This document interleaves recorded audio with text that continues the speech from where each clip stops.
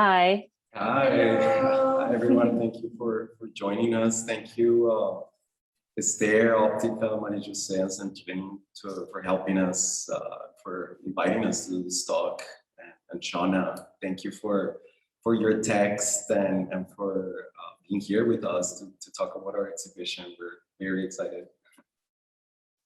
Yes, well, right back at you both. And yes, thank you, of course, to Optica, Maria Jose, and Esther and the team for hosting this and for this invitation and both your invitation for me to connect with you, really, right? Like to find different ways of encountering your work, which we kind of started to build that relationship.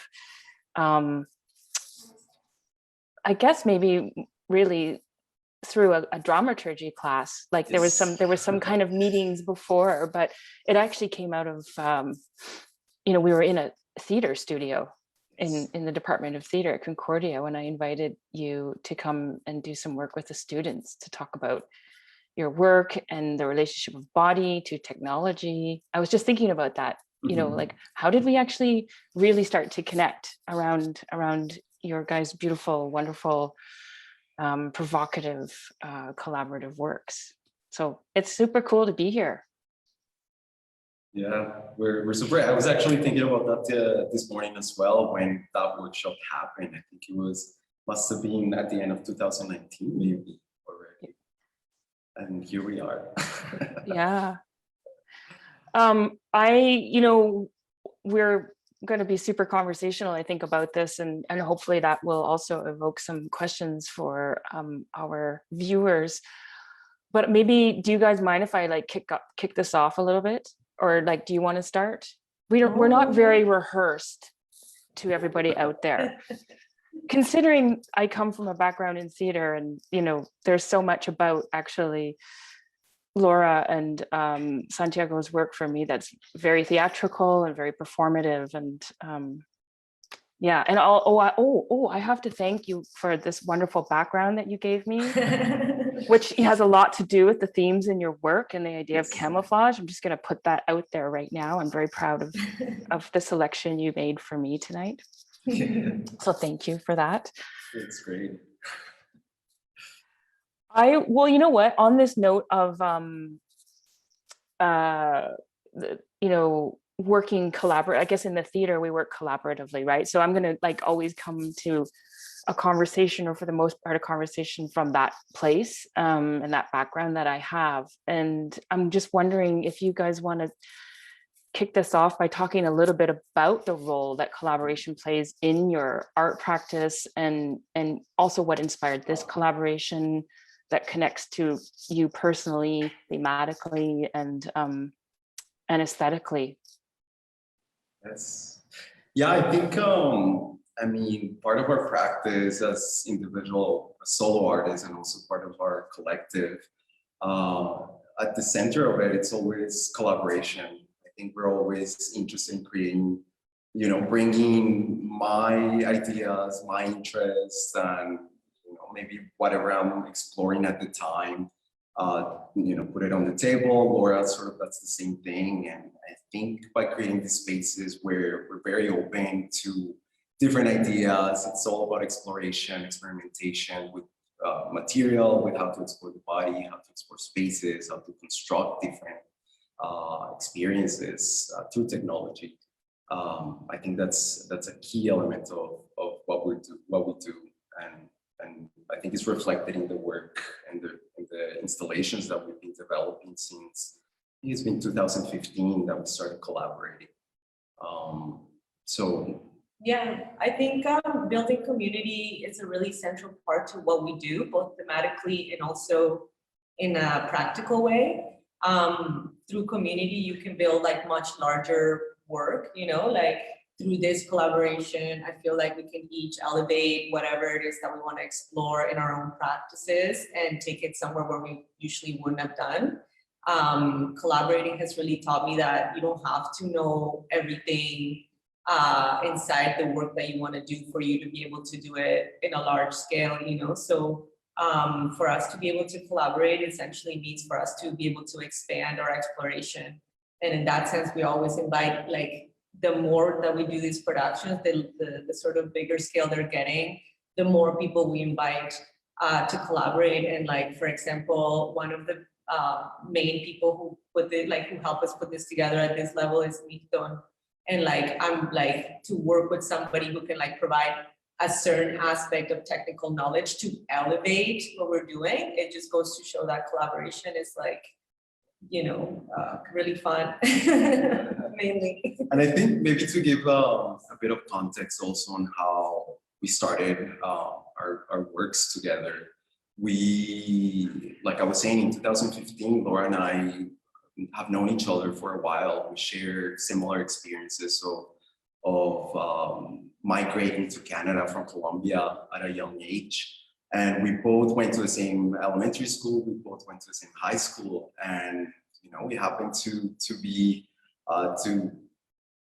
continue our path in the art world, exploring different elements of it. So on my part, like Maria Jose was saying, I became interested in using technology and creating spaces through immersive video and sound to create these other spaces that have this narrative of migrant bodies and also queer experiences. So I think in that, that's what my exploration. Laura was interested in exploring similar ideas of migrant bodies, but through textile and performance. So in that, we started collaborating in sort of coming up with this idea, very inspired by, I think, our Latino background and culture. We started creating this series of installations that we're calling episodes. So all of them are under this larger project that we call the Novels of Elsewhere, which Elsewhere, it's the Spanglish translation or the Spanglish pronunciation of elsewhere. So for us, it was this idea of starting to combine our interests, our practice, our thematics, and in that create these narratives that are not necessarily linear, but that are very about that exploration of the body in a specific space, or a body being mediated through technology. We use VR technologies, we use in this specific space or installation, we're using ultrasonic sensors also that are activating different elements of the piece with the presence of the body. So I think I started giving the history and just went through all of it. But maybe if you want to talk about the episodes and camouflage screens, or how we got to this specific episode. Yeah. It's been really interesting how Santiago and I have such different material interests, but we are both sort of threading the same line of wanting to explore what the effects of different bodies have on different spaces, all coming from our experience of being immigrants, and having, as we both always talk about, like a sense of displacement, which is when you feel, disjointed from where you're supposed to be. And we realized that that sense of displacement could actually open up the sort of discussion or the conversation to speaking about how different identities are formed, and how identity is not a fixed state, but is rather a sense of becoming, and it's something that's always in flux. So in that sense, from both of our practices, we have independent practices, but then through this collaboration, we started combining them by fully creating spaces where bodies need to, but where we invite the audience to reflect on what their position is inside a space. And in that sense, bringing up questions about identity, about belonging, and furthering that, we wanna speak about how migrant and queer experiences can open up the possibility to see representation as a really powerful place of construction. So I think for us, by doing these spaces too, in terms of just going back to collaboration, we want to extend that, or go beyond our personal experience, right? Of migrating at a young age or being queer artists. And to do that, I guess we also open up our practice to collaborate with different other emerging artists, other people from different art practices, not necessarily, in the contemporary art context, but also in the vocal scene, or performing like drag queens, or even engineers, like I was saying, that we've collaborated with Milton Rian, who's online right now, in many different projects. So opening up our own practice, our own interest to invite other people, and also have their own, to create these spaces of discussion about identity, which for all of us it's a completely different thing. And also inviting you, Shauna, to talk to us about our different experiences by doing a workshop like we did a couple of years ago at Concordia for one of your courses, and now here in installation in the gallery. So it's key collaboration. We love it. Well, maybe we can thanks you guys. It's really inspiring to hear you talk about that, and that part of that's part of your practice. And Laura, what you were saying about building community around the work as well. Maybe this is a good segue actually into kind of like, we don't want to give too much away to our audience and viewers who haven't been here yet, but like there's so much going on in your background, right now. It's moving. This is obviously the installation that you're in, and maybe you can speak a little bit to your what inspired you this idea of camouflage, which is also what I responded to, because we know it came from the wonderful performance scholar and many other things, Laura Levin, writing about this in her book, Performing. Can you guys see that? Wait. Wait, how do I do that? It's camouflage. It's camouflage. Oh, there we go. Okay. See it, yes. I'll have to share this recording with her. She'll love it. But yeah, maybe we could dig a little bit into like where, her idea of camouflage, which is not necessarily just about, hiding, right? And not being visible, but maybe also how one is adapting oneself and situating or positioning themselves where maybe they have more agency to be seen or not, which kind of feels a little bit counterintuitive when we just think of camouflage generally. So maybe you can elaborate a little bit more without giving it all away in terms of, that being a driving force to your concept and your ideas, how that materialized. I'm thinking, Laura, especially with the textiles that you started to choose to work with. And I'm also really interested in your process of making, between each other, like what comes first and, what happens there. But let's start with the camouflage idea first. I think, well, to give a little bit more context to the novels of Elsewhere, with every installation, which we call an episode, as Santiago was saying, we want to explore different ways that the body relates to space. As you were saying, like, how does the body position itself in space? Because that's inherently political. We've had like different conversations around it, which have been more from the migrant perspective. The last installation we did was more about the idea of visibility.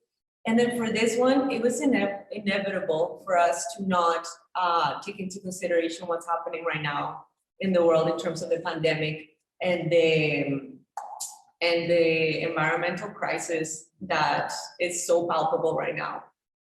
More than ever, we think it's a moment to really consider, like, really be conscious about that relationship between us and the space around us.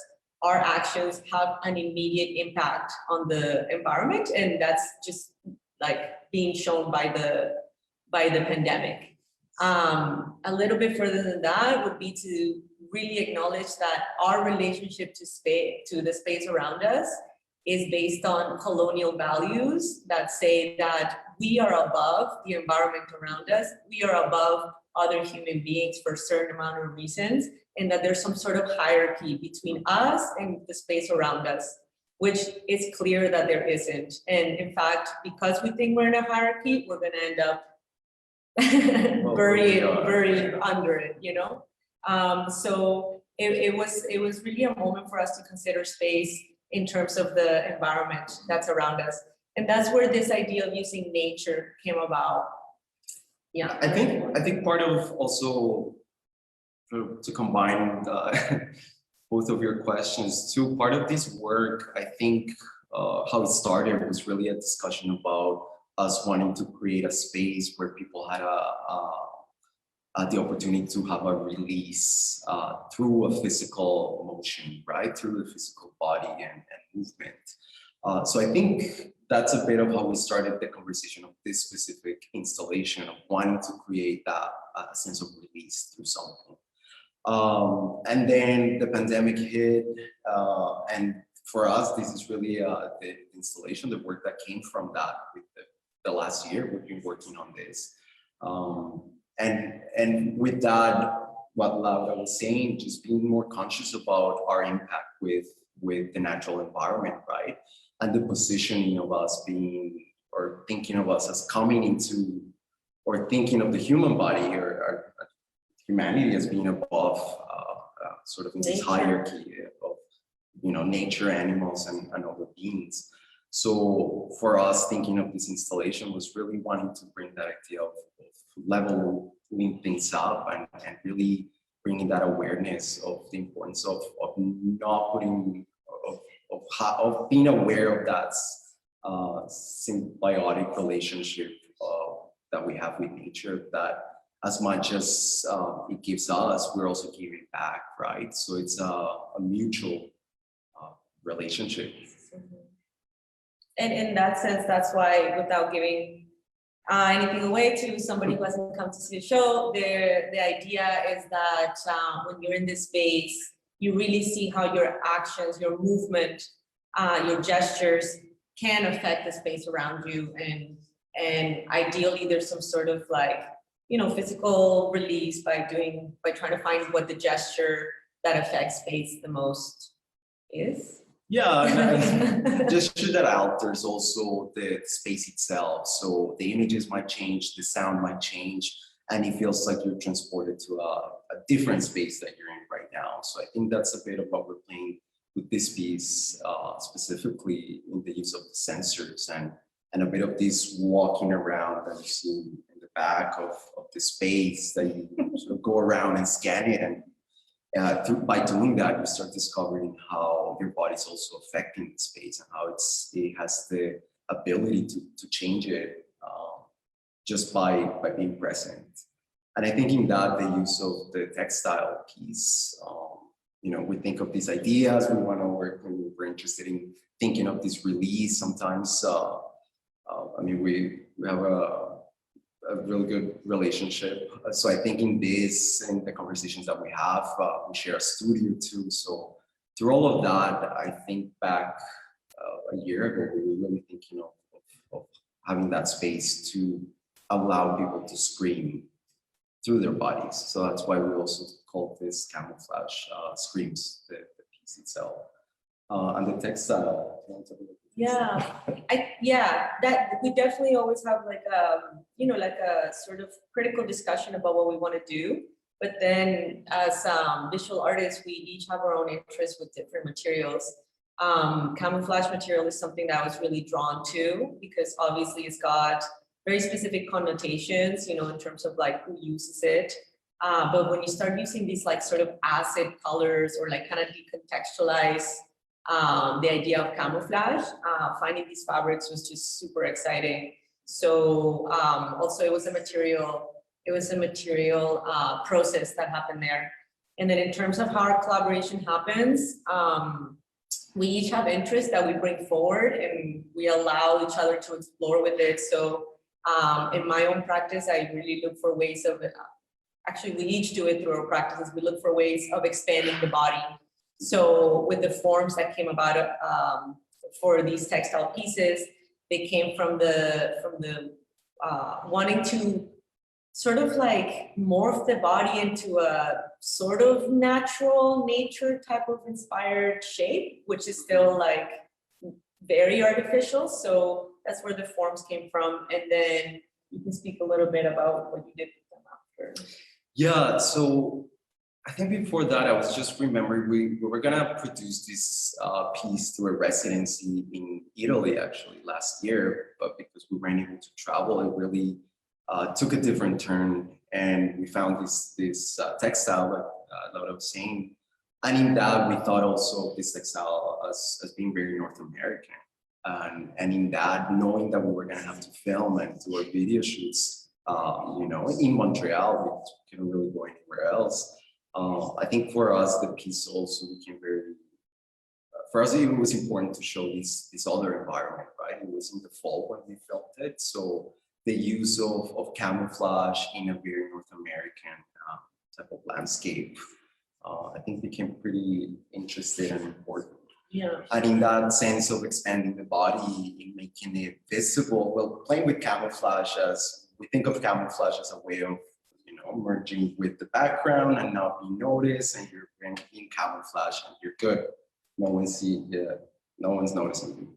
But I think with this, we really wanted to bring this idea of camouflage as you having the power of standing out in the environment that you are, and you have that agency of being, and your presence is there. And that was important for us. So in the use of these camouflage colors we have a purple character, a red one, and a blue one. For us, it was really this idea of these beings, these natural sort of cocoon insect-looking performers were really standing out in the environments that we were using. So through the editing process too of all the footage that we got, it was this idea of continuing to expand this body and not just presenting, the sort of representation of a performance and the textile piece, but really continue to deconstruct the body and reconstruct it differently. So in that, we're using, I'm sure you've seen in the background, a bit of this multiply beam. So using a bit of this kaleidoscopic effect, where what you start discovering in this natural environment starts sort of multiplying. So you see it twice and you see it 4 times, and it's not just one, it's 3 of them. And the space itself, which is something that I use a lot in my practice, is the use of reflective materials. So in the middle, right behind me on the floor, it's a reflective surface that it's further multiplying the body in the space. So depending on where you're standing, it really expands the sense of the body beyond the I guess the video being projected, right? The technology. And in that sense, we hope that the audience's body is also augmented through the interactive element of the installation. Yeah, I know. When I came to visit the other day, how just thinking again back to this theme that's both politically and aesthetically charged, this theme of, if I can call it that, of camouflage. I'm feeling like it does something to unsettle our environments, and my feeling of a little bit of discomfort on some level coming into the space. I know there's perhaps an immersiveness that you're also hoping to evoke in the experience of the audience, the public, which that's my kind of leaning towards my next question. But I think that's really interesting to. But then I became very familiar with where I was. So for me, there's this great thing going on, also scenographically in this space, not because of the way the exhibition space was designed. I mean, it's a white cube, the space itself, right? So it's actually your art, the installation, that's actually, of course, transforming the space, but also kind of bringing in this, creating this scenographic feeling where there's like me as a spectator, there's a way for me to perform vis-a-vis the sensors that people will discover if they when they go to see the work. And also, you know, this construction of this environment, I guess, that's in this space. And there's other materials that that make that up, and along with the projection and all of that. So I don't know, what's my question or my comment, I guess, is, you've talked a lot about some of the themes and issues you're currently interested in within the episodes that you've been creating over the years. And right now, of course, with the COVID and climate change. And I wonder if you could just say a little bit more about, I guess, the experience you are trying to evoke for your audience. Yeah, I think for us, every time we do one of these installations, our goal is really to transform the space completely, to really create this other type of universe, or for us, they become networks or ecosystems where everything is really connected with everything. And it's really, a world that it's existing for the period of time of the exhibition.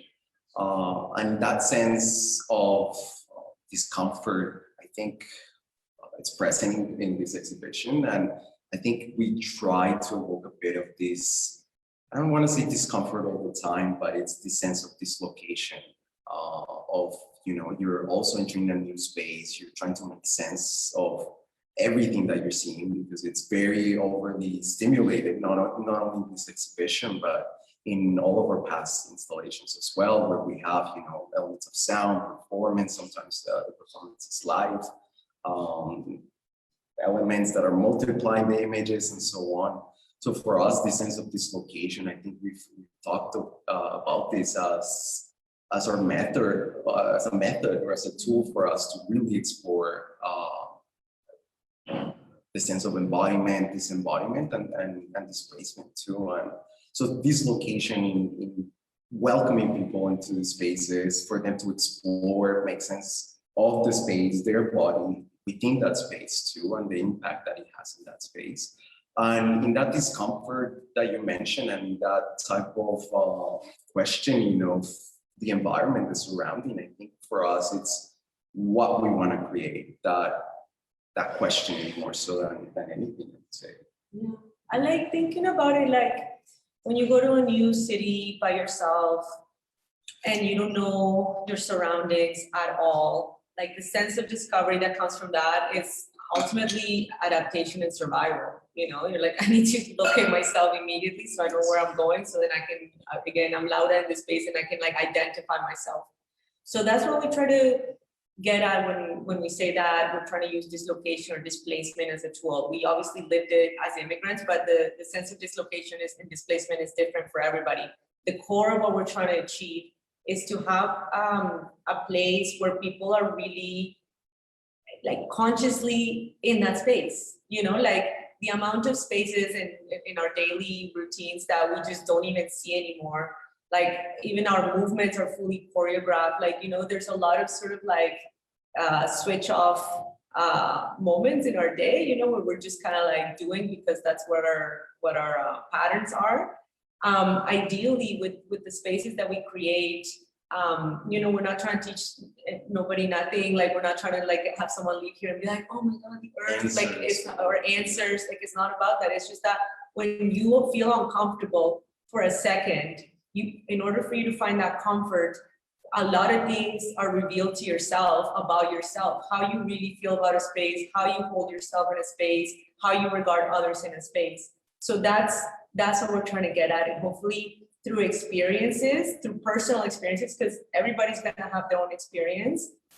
Everybody has their own experience.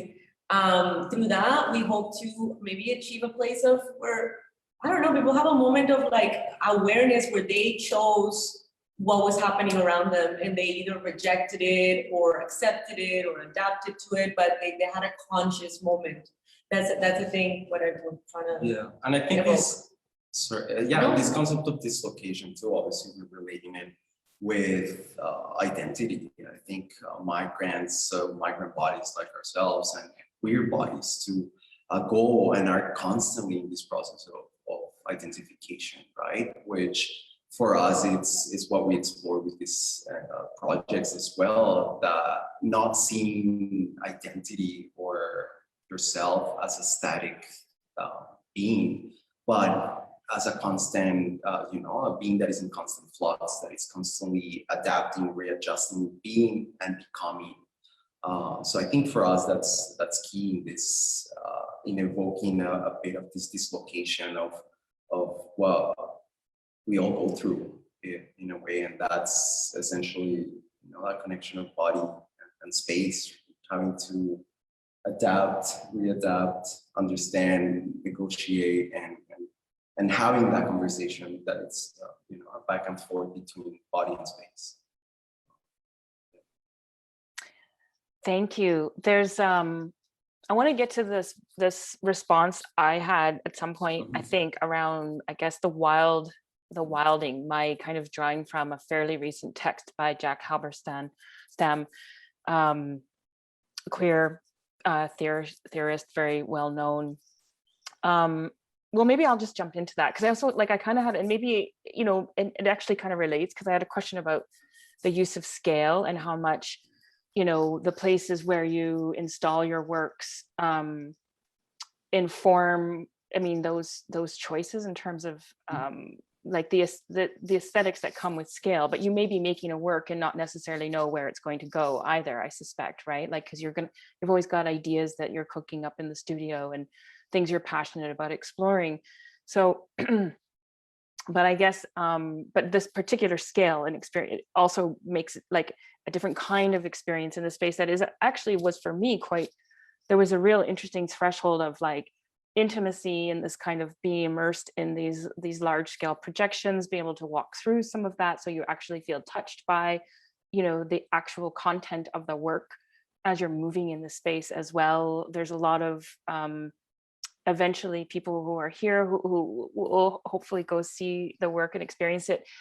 There's some shadows, there's like my body, as you talk about this really one of the things that are at the root of your creation is this exploration of body and space and what's transformative about that, even if it's very temporary. So maybe that was more of a comment, because I'm just curious about other kinds of scales that maybe you've worked on. I tend to have done a lot of works on a much smaller scale with technology that obviously does something else, but can be equally transformative. So I'm just curious about, because also the costumes, the textile, what I was calling like these, I don't know what I called them, performative body object events. That's actually a quote.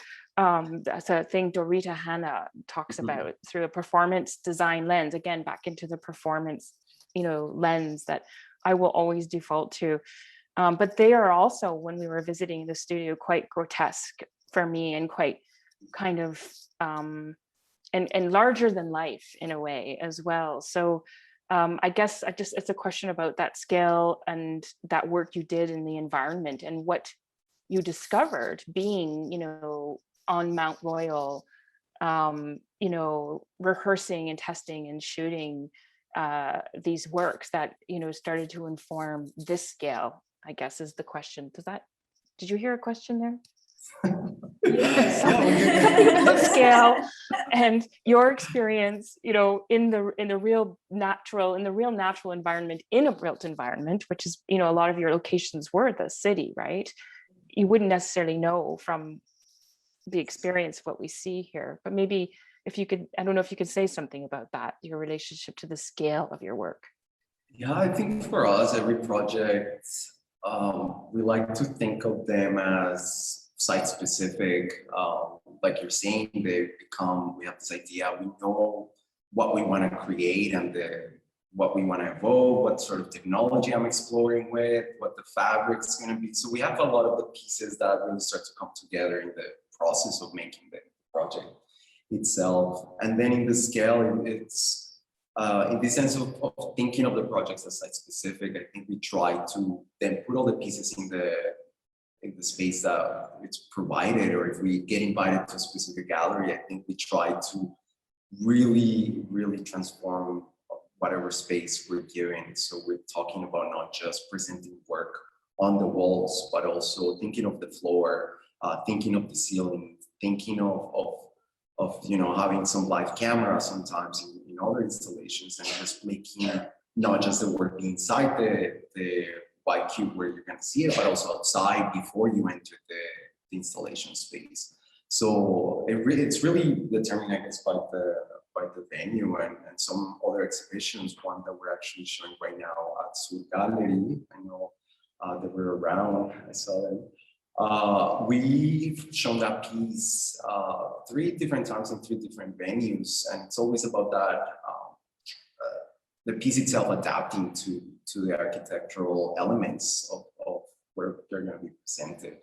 So it always changes, I would say, but we think that even if it's a small gallery, a big gallery, it's always about filling it up as much as we can, floor, ceiling, creating a 360 really immersive experience.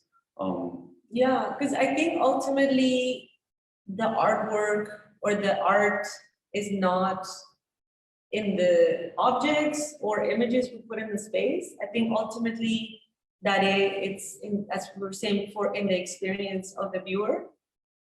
So in these sort of live ecosystems, as I was saying, it's the viewer who activates them. Without the viewer, these spaces don't exist. Like, these objects don't mean nothing. So ultimately, to take it a little bit back to like the sort of performative question that you were saying, ultimately it's the viewer who activates these spaces. So the artwork itself, or like the images themselves, they're in a sense modular. They can be assembled in any way we want. And like the space that, like the galleries that we go into, it's exciting to see how we're going to transform them with the same elements. And in times, I think the episode that we've shown the most has been the one that's currently at Sur Gallery. And that one, at some point, we were given a much bigger space in Articue, actually. And we took one of the textile characters from that space, from that piece, and we used it as inspiration to create a whole other room. So that means that body ultimately became a whole new space for people to engage in. So we really do also want to, we see this piece is also, like malleable and elastic, So yeah, does that answer your question? Also, I just remember something about your question, Shauna. It was a long one. Yeah. Sorry. I know you mentioned the filming of this specific video. I think it was our first time really being outdoors and doing more of these cinematic projects. Before, we've done 3D, more in studio projects, right? Where it's 3D animations, more on the computer based, using green screen studio shoots, but not so much, being outdoors with a full crew and performer in a landscape. So this was really a first for us, but it was a great experience to also see these beings that we envision as, like we were saying, these cocoons, these insects, these other bodies. It was really interesting to see them in natural environments and really standing out, like, because of the bright colors that we were using. We tried to choose specific locations that would relate to the tones, the colors of each performer. But in that, I think it was very exciting for us to see the reaction of people walking by these parks, these natural sites, and seeing this large-scale body performer. And in terms of scale, too, yes. we wanted the textile pieces. Like, the conversation was always like to have them be really large. The intention was to really sort of extrapolate the body. We really wanted to create these like otherworldly bodies. And so in that, we're like, well, we need really tall performers. And we found all performers that were between 6 feet and 6'5" kind of thing. Yeah, so we were really able to achieve this sort of like larger than life figures And when you put these kind of bodies inside spaces where people are not used to seeing that, bodies like that, it's unbelievable the response that people have. Like, it's almost like when, and it goes to show when the other appears in a normalized space, what often happens is that people lose all their boundaries and they feel like they can just transgress it, like touch it or come at it, or, you know, like nothing like violent or scary, but it is interesting to see when you put these like bodies that don't belong inside spaces that are, you know, normal, you know, the reaction is really interesting. Yeah, thanks for that. I think, yeah, thank you. You did answer the question, if it was a question, but again, it was, I think it was related to also like, yeah, what resonated with you, or, you know, what did you take away from actually one of the very first times, I'm understanding, really working in outside of the studio, right? So the practice and the rehearsing, as it were.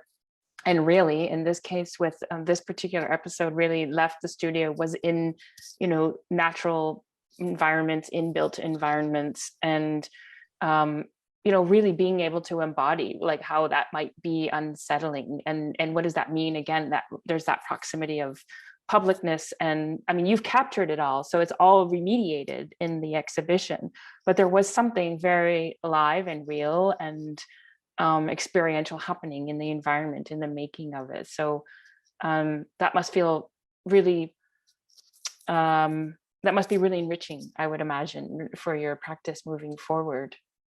Yeah, I think something that became clear with going outdoors and doing these large shoots was going back to the first question of what we were first talking about, was the sense of community. You know, we've been working with people from, you know, Latino immigrant community, LGBTQ plus community, and for us that became really important as part of this piece, to really have a solid team that we're open for collaboration, for discussions on you know, everyone's bringing their own knowledge and their own experiences to the work, essentially. So in that, I think that really highlighted that importance, that it was, and it had to be a really small crew too because of COVID. So it was sort of a small car and everyone without talking, and then getting outdoors, and then being able to, even for us to have that release outdoors and being able to create without constraints, because then we wouldn't be able to do these large shoots indoors nowadays with, you know, it would just be limited to a few people only. So I guess there was a sense of release for us too in the shoot of this project outdoors, for sure, I would say. And part of the making also of the performance itself, something that we haven't mentioned, we did a series of workshops with the performers where we talked about the concept of camouflage. We talked about the idea of a scream, that for us, we arrived to this project being like, oh, let's all scream and, you know, record it. It's right. We're so used to screaming. But it became very challenging too. Like, there was a whole discussion about what a scream is, and from that, moving away from just the scream of fear and rage, but also thinking of how innate a scream is as soon as we're born, or even, you know, a scream of pleasure. So there was a whole sense of discussion with the performance about the thematics of the work, which also informed the movements that we're doing, the space that was created, and the whole project really in itself. So, well, and we use also the recording for sound. So it really, you know, it's all the elements. The whole process is really presented in a way. Yes, I would say, well said, you two. And I'm just oh, somebody just had to, a little one, sounds like a little one just had to say hi. It's 7 o'clock, and I'm aware of the time in terms of opening up to the guests that are here for questions. Just wondering if Esther or Marie-Josée, if we wanted to go there right now and open this up a little bit more to the guests for questions. Does that sound like a reasonable thing to do?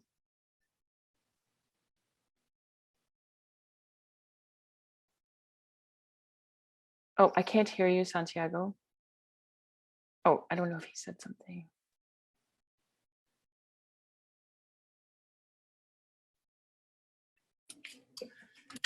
We're good. Sorry, I got someone. Yes, Shona, you can go ahead with the question. I don't see any question in the chat. Okay. But people don't be shy. You so if thank you for being with us tonight. Yeah, don't be shy. They're really nice and open, as you see. And maybe my colleague Sandrine, maybe she have a question. Or Marie-Josée. Yeah, it's very impressive, immersive installation, and people, you're super welcome to come visit. We will ask you, give you some explanation. Yeah, you will feel super at home, comfortable. It's a very powerful installation. Or maybe a little bit uncomfortable too. At first. I don't know, that was one of my experiences. So I'm just keeping an eye on the chat here. But maybe one thing I can do is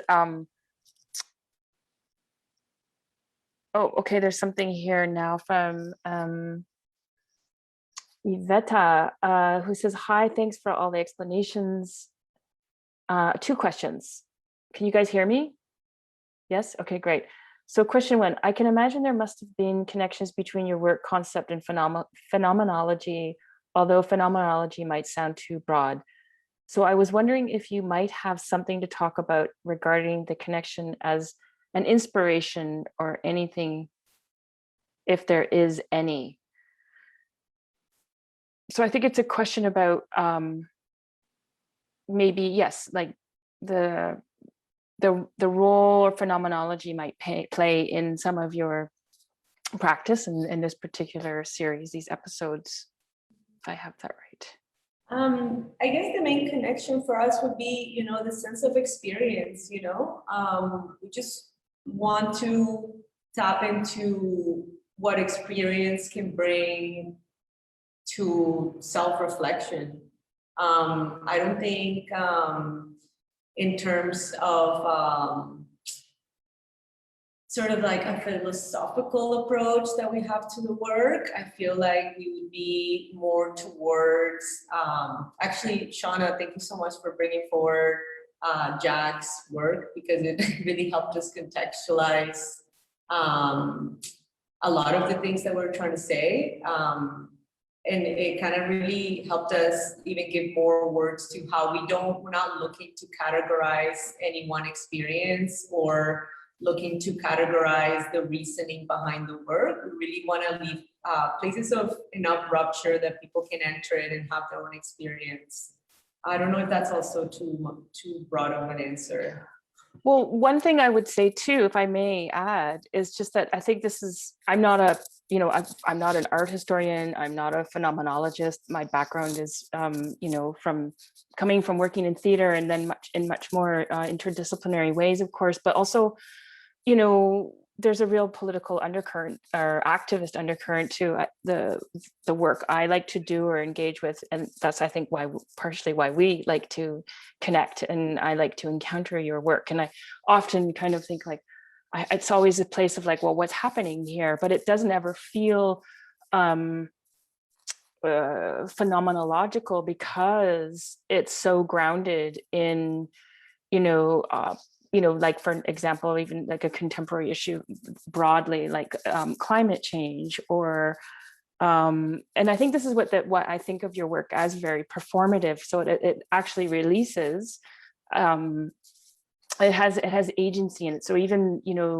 it's the material, the space that you're installing in has a is transformed into its own kind of performative, if that makes sense. So I'm very aware of material agency, the visuals that feel very immersive, so that feels very embodied. So it's not for nothing that it's actually quite, in that way, it's more performative than representational for me as well. So there's a different kind of liveness in the space. Anyway, that just a response to the phenomenology. I don't know if you guys want to add to that. I think you said it really well. Yeah, you put it. Yeah, I think- no, I think that liveness goes back to how we refer to spaces as ecosystems, and how the viewer, the participant, really it's sort of that last piece to the puzzle that completes this ecosystem. So in that, there's like we were saying, there's so many different elements to perceive, to hear, to listen to look at, that you activate with your body as well. So yeah, the liveness, I think it's really present. And the I think there was second- another question. Sorry. Yeah, there's a second part to Yvette's question. I can read it to you guys. And the second question, as an immigrant artist myself too, I was wondering what you think about the idea of melting pot, the ideal practiced mainly in immigration policies in North America in the context of camouflage. Yeah, I think a melting pot idea for an immigrant is to continue perpetuating a colonialist view of people inside land, like a melting pot is not even trying to like everybody adopt one identity. It's trying to, in my view, create no identity. The idea of a melting pot, even though it has this nationalist view, like if you come to North America, we're all like Americans, but that identity is so neoliberal and capitalist and away from any kind of sense of real identity that to speak about a melting pot is to ask everybody to not have an identity. As we're speaking about it, identity for us has to be a place of choice, has to be a place of constant movement, empowerment, self-reflection, and constant movement.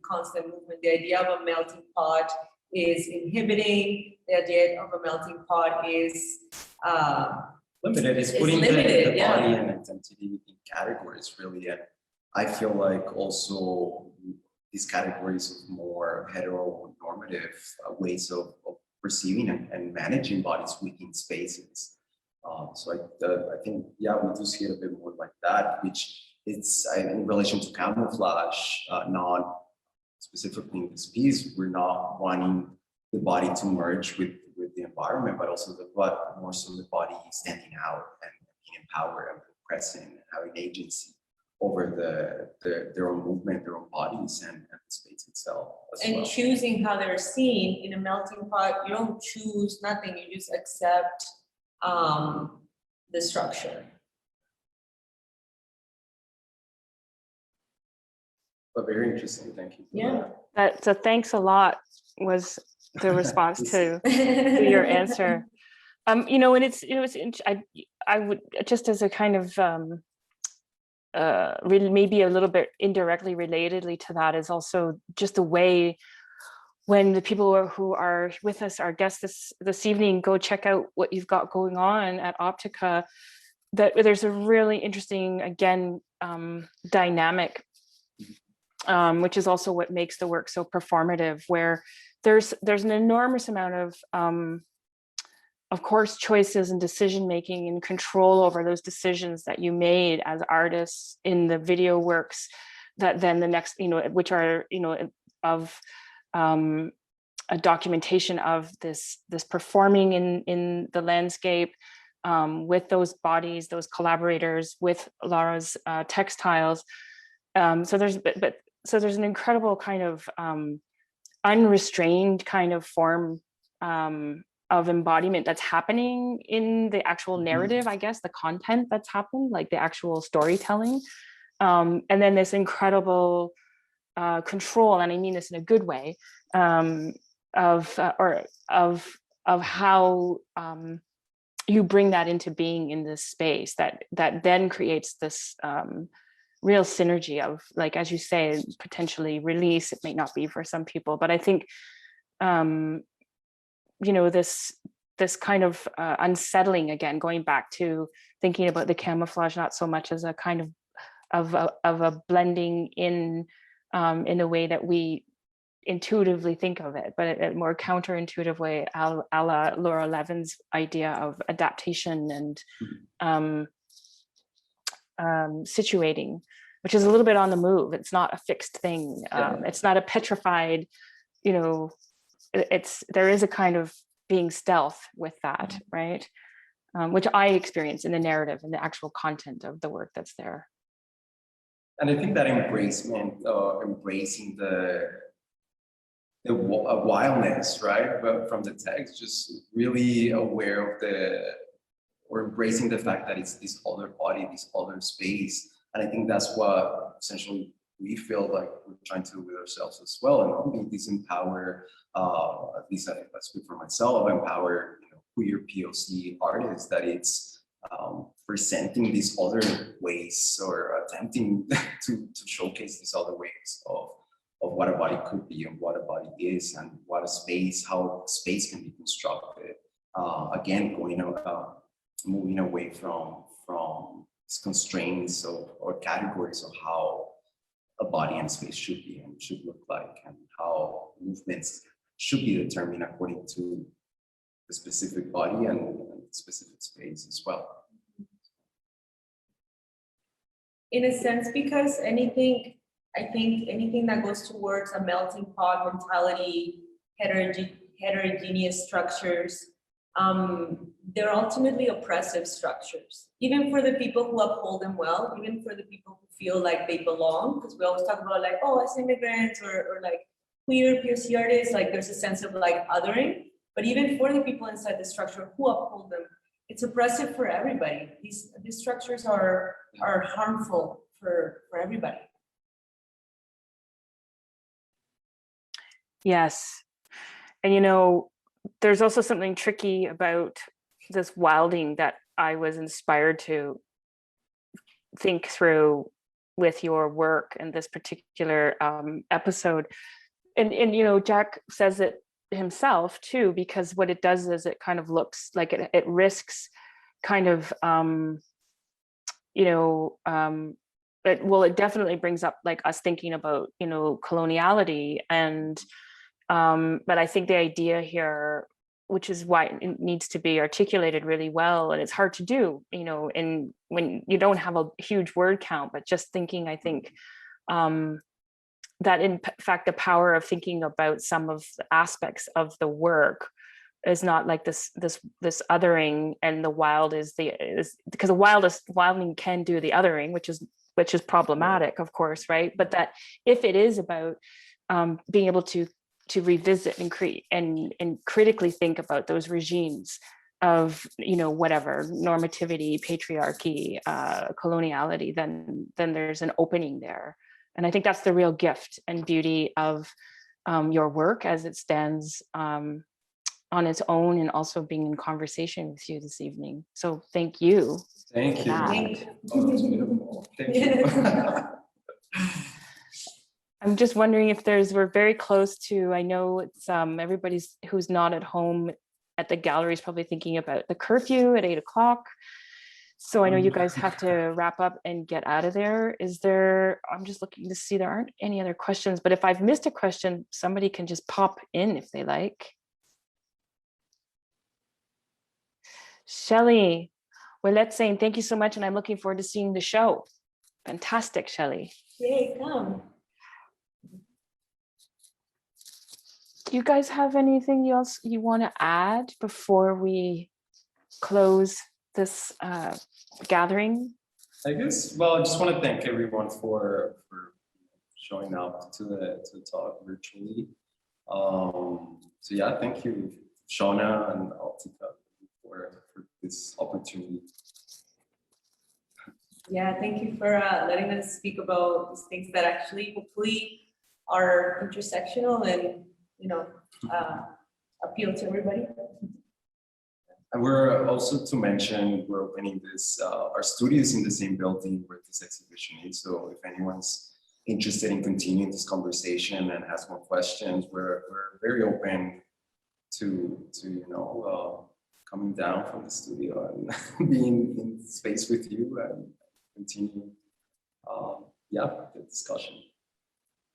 So let us know. Fantastic. Yeah. Well, it's such an honor to hang out with you guys always, and to talk about your work and think about your work. So thank you so much for this invitation. Such an honor to be able to respond. And thanks also, of course, to Optica again for inviting me into this also. And it's been a real pleasure to work with everybody. And thank you all for being here this evening for this. It's really great to be in this room with everybody and feel this sense of community around Lara and Santiago's beautiful work. And I will be coming back to hang out. Yeah. Sounds Of course. good. Yeah. And I want to invite everyone also to check out the text Shona wrote about this exhibition.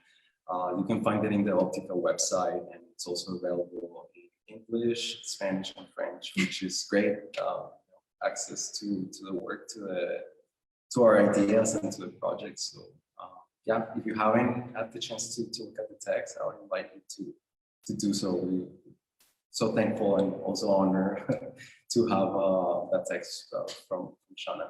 Yeah. Okay, fantastic. Do we need to do anything? Oh, Esther's back. Fantastic. Do we wrap this up, or do somebody else need to wrap this up?